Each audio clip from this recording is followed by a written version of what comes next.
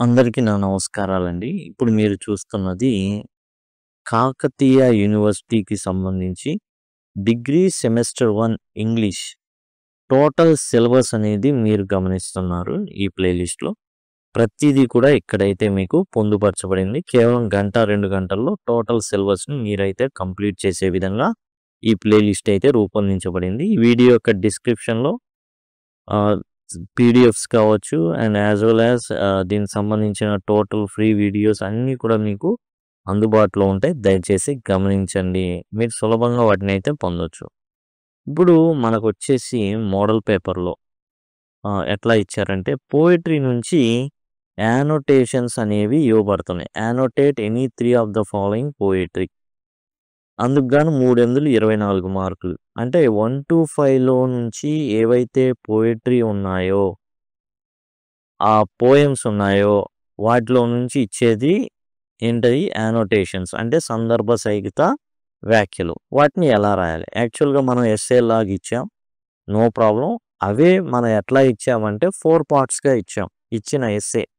ఎట్లా అంటే మీకు ముందు ఏదైనా పాఠ్యాంశం ఈ పోయెమ్స్ ఏదైతే ఉందో ఫస్ట్‌ది మీరు చూసినట్లయితే పివి షెల్లీ రాసినటువంటి 'ఓడ్ టు వెస్ట్ విండ్' ఉంది. అందులో మొదటిది ఏదైతే రచయిత గురించిన ఇన్ఫర్మేషన్ ఉందో అది ఇంట్రడక్షన్ అవుతుంది. తర్వాత కాంటెక్స్ట్ అంటే సందర్భం. ఆ తర్వాత ఎక్స్‌ప్లనేషన్ అంటే వివరణ. కంక్లూజన్ ముగింపు. ఇప్పుడు మనం ఏం చెప్పుకుంటున్నామంటే 'ఓడ్ టు వెస్ట్ విండ్' ఏదైతే ఉందో దాంట్లో ఎటువంటి లైన్ అడిగినా సరే రాయదగ్గ ఏకైక ఆన్సర్‌ని మనం డిస్కస్ చేయబోతున్నాం. సందర్భ సహిత వ్యాఖ్యలు అంటారు తెలుగులో యానోటేషన్స్‌ని. ఈ ఇంట్రడక్షన్ ఏంటి అంటే పిబి షెల్లీ అనేటటువంటి వ్యక్తి రొమాంటిక్ పోయెట్. ఈయనకేందంటే చాలా ఇన్‌ఫ్లూయెన్షియల్ పోయెట్రీ రాసేవాడు. రాడికల్ వ్యూస్ ఇతనికుండేవి. రాడికల్ వ్యూస్ అంటే ఏంది? సమాజంలో ఉన్నటువంటి ఏదైతే ఒపీనియన్ ఉందో అది అసలు పట్టించుకోడు. కానీ అతని యొక్క పోయెట్రీ అనేది ఖచ్చితంగా ఇన్‌ఫ్లూయెన్స్ చేస్తుంది. తన జీవిత కాలంలో తానేమి ఎట్లాంటి పేరు గాని, ప్రఖ్యాతి గాని పొందలేదు పిబి షెల్లీ. అతను చనిపోయిన తర్వాత మాత్రమే అతని యొక్క వర్క్‌కి రికగ్నిషన్ అనేది వచ్చింది. ఇతని యొక్క నోటబుల్ ఏవైతే బెస్ట్ వర్క్స్ ఉన్నాయో 'ఓజిమండియాస్' కావచ్చు, 'స్కైలార్' కావచ్చు, 'ఓడ్ టు వెస్ట్ విండ్' కావచ్చు, 'అడోనియాస్' కావచ్చు. ఇది ఇంట్రడక్షన్. ఎవరి ఇంట్రడక్షను? పోయెట్ ఇంట్రడక్షన్ అనేది మనం రాస్తాం. యానోటేషన్స్ అనేవి 4 పార్ట్స్‌లో రాస్తాం. ఇంట్రడక్షన్ అన్నమాట. ఆ తర్వాత కాంటెక్స్ట్, ఆ తర్వాత ఎక్స్‌ప్లనేషన్, ఆ తర్వాత conclusion. I see. Okay. Introduction, context, explanation and conclusion. Context అంటే ఏంది? సందర్భం. ఏ సందర్భంలో రాశాడాయన? 'Ode to West Wind' is one of the Shelley's most powerful nature poems. సందర్భం ఏందంటే అతను ప్రకృతికి సంబంధించినటువంటి పద్యాలు రాశాడు. He wrote it when he was feeling emotionally low and seeking inspiration. ఎలాంటి సందర్భంలో రాశాడు? దిగాలుగా కూర్చున్నాడు. అయిపోయింది అతని బతుకు అన్న ఇదిలో ఉన్నాడు. ఏంది ఈ బతుకు? నా బతుకు మోడు బారిపోయింది. మోడు బారిపోయి ఆకులు రాలిపోయిందని. ఆగు.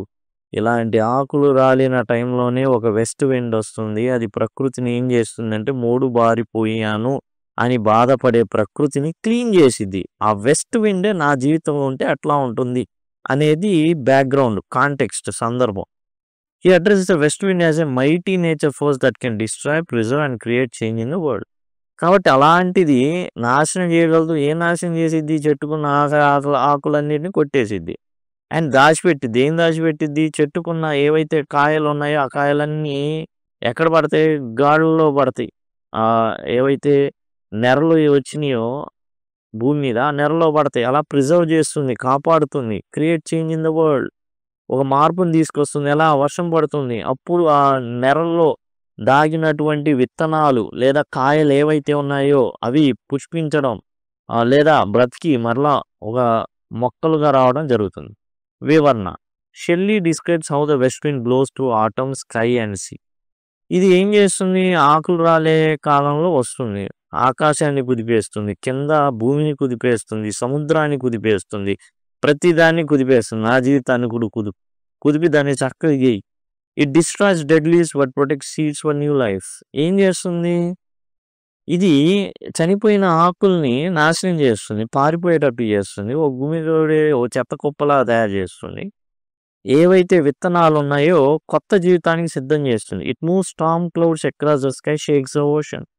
అసలు ఆకాశంలో పెద్ద తుఫాన్ని కలగజేసి ఆ యొక్క మేఘాలన్నిటిని ఆకుల్లాగా పరిగెత్తిచ్చిద్ది. అండ్ సముద్రంలోని పునాదులు కనబడే విధంగా దాని వాయువేగం ఉంటుంది. The poet wishes he could be as free and powerful as a wit. నేను కూడా అంత పవర్ఫుల్ ఉంటే అంత బాగుండు. హీ ఫీల్స్ వీక్ అండ్ ఆల్స్ a wing to lift him up and inspire him like before. నేను కూడా డెడ్ లీవ్‌నే. నన్ను కూడా ఎత్తి ఓ చోట పడేయి. నన్ను కూడా ఇన్స్పైర్ చేయి. నన్ను కూడా కుదుపు. నన్ను కూడా బాగు చేయి అని పివి షెల్లీ వేడుకుంటున్నాడు వెస్ట్ విండ్‌ని. అందుకని అన్నమాట. కంక్లూజన్ మనం చెప్పుకున్నట్టు ఇంట్రడక్షన్‌లో ఏం జరిగింది? కవి పరిచయం జరిగింది. కాంటెక్స్ట్ ఏ సందర్భంలో రాయడం జరిగిందో మనం డిస్కస్ చేసాం. దిగాలుగా కూర్చున్న టైంలో జరిగింది. ఆ తర్వాత ఎక్స్‌ప్లనేషన్ ఏదైతే ఇస్తారో పారాగ్రాఫ్ కావచ్చు, 2 లైన్‌లు, 3 లైన్‌లు ఏవైతే పోయెమ్ స్టాంజాస్ ఉన్నాయో అవి కావచ్చు ఇస్తారు. ఎక్స్‌ప్లెయిన్ చేస్తాం. కంక్లూడ్ చేస్తాం చివర్లో. అంటే తర్వాత జరిగేది కూడా ఏం పర్వాలేదు. మనోడు సెట్ అవుతాడు చివర్లో. చాలా హోప్‌ఫుల్‌గా ఉంటాడు. పాజిటివ్‌లోకి వచ్చేస్తాడు. అప్పుడు దాకా ఏం పీకాను అనుకున్నవాడల్లా ఏం పర్వాలేదు. చీకటి తర్వాత వెలుగొస్తుంది. కాబట్టి నా జీవితంలో కూడా ఇప్పుడు చీకటి ఉండొచ్చు. తర్వాత వెలుగొచ్చేసిద్దని ఏం చేస్తాడనమాట. He wants his dead thoughts to spread like leaves. కాబట్టి అతని ఆలోచనలన్నీ తుప్పుపట్టినాయి. పెద్దగా ఏం పనికి రాట్లా రాసే కవిత్వాలు ఇయన్నీ. ఆకులన్నీ పోవాలా. ఏదో మిగిలిపోయిన కాయలు, విత్తనాలుగా మారి కొత్తవి ఉద్భవించాలా. అది ఆయన thought. It sparks new life in people's minds. ఏవైతే మిగిలిపోయి తాలుకాయలు అంటారే అలాంటివి ఉంటాయి కదా!